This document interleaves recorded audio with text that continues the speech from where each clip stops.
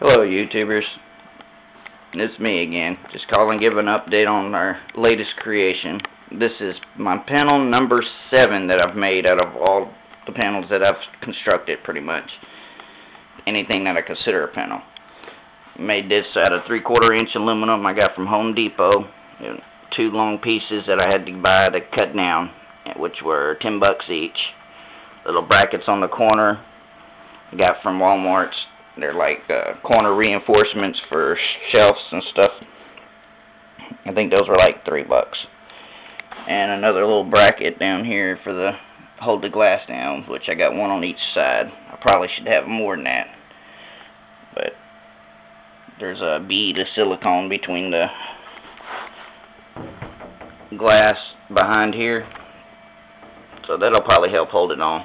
You can also see a bead of silicone going all the way around the cells on the back side, which is a little dike that I made to prevent the sylgaurd from, coming over here and wasting in the area where there's no cells. Altogether, this panel with shipping, everything to get the cells and all that was about $140, give or take $1. It's pretty close to the amount of money you could spend on getting one factory made and everything, but when you buy just enough cells for one panel, you're not going to save that much money, versus if you buy enough for 2 or 3, that's when the cost really starts coming down. Of course, on the back, you notice there's nothing there protecting as far as a backing.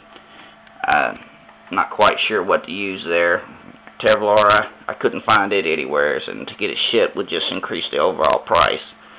I haven't actually got the wires soldered through, or the connectors soldered in. It just recently took it about a week and a half to get to the point to where you could touch it. It's still slightly tacky. You touch it, it leaves a little fingerprint on there for a while. With the cold days and everything, here recently it hasn't had a chance to really set up. I didn't lay nothing on the back of it to hold the cells down or anything like that. So there's some of them that are popping up. They still got sylgaurd, a coating of sylgaurd on them, but it's not a completely level. And I don't know if you can notice, but there's little tiny bubbles here and there throughout it. The biggest ones are down here. They're about 1/8 of an inch in diameter, give or take. But overall, that's the biggest ones. And I don't know where those damn little bubbles came from, because once we got all the other bubbles out, I guess there was like a bunch of microscopic bubbles that eventually formed together, but I ended up cracking one of the cells trying to push the bubbles out of it, and so I stopped messing with it. I did not have a table vibrator to help me along with this situation, so it was done as cheaply. We had the glass already. It came from a screen door, which I know it sounds kind of funny, but ironically, it was tempered glass, and it was about 1/8 of an inch, quarter tempered glass, so it ended up working out really well. And I tested it today in bright sunlight. Short circuit current was 22.8, and that was the voltage, I'm sorry. The current was 3.89, so it was throwing out some pretty good juice. And because the glass was we already had it, and it was bigger than what we really needed, Everbright, which they're pretty much the only people I order cells from, they sent me a pack, $55 for 40 cells. They actually sent me 44. All of them arrived in great condition. Because we had a little bit of room, we ended up using 10 cells per row instead of 9. So it gave it that little extra boost. Instead of it being an 18-volt panel nominal, it's going to be a 20-volt panel nominal. Don't know exactly what harm that would cause. I figured if anything it would do better, especially in lower light situations, but we'll see.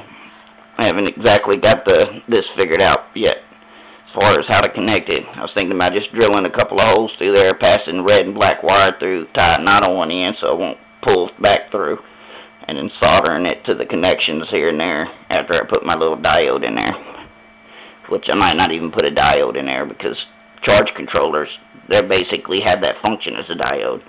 I don't plan on using it without a charge controller, so I don't know. Well, I guess if I hook it in parallel with other panels, I'd want to have one in there in case something happened, I guess. But I haven't exactly decided on how to do that. Might just get a terminal block like Mr. Mark did on the video where I pretty much learned this little design from. But because we used 3/4 inch instead of like inch and a half, I don't know if the terminal block's going to fit up there. But I haven't done it because, well, to be frank, that's the least of my worries. I wanted to make sure it was going to work and going to stand up and look good. I did not cover the back of it with cardboard or anything, and I ended up getting cat fur on it. You can't see it in here. At one point in time, the cat ran across the back of it and left cat prints on it, but luckily for me, it was already solidified and nothing other than getting the fur on there didn't break. But any comments or helpful hints y'all can tell me would be greatly appreciated. I was thinking of using fiberglass on the back. I don't know if I mentioned that. You know, since the front is pretty much, you know, sealed in there and it's not going to have anything leak around to the front of the cell in between the cell and the glass. But I don't know if fiberglass would hurt the sylgaurd or not. But, you know, maybe not actually use the fiberglass, just use the resin from the fiberglass. Any helpful hints, let me know. Thank you.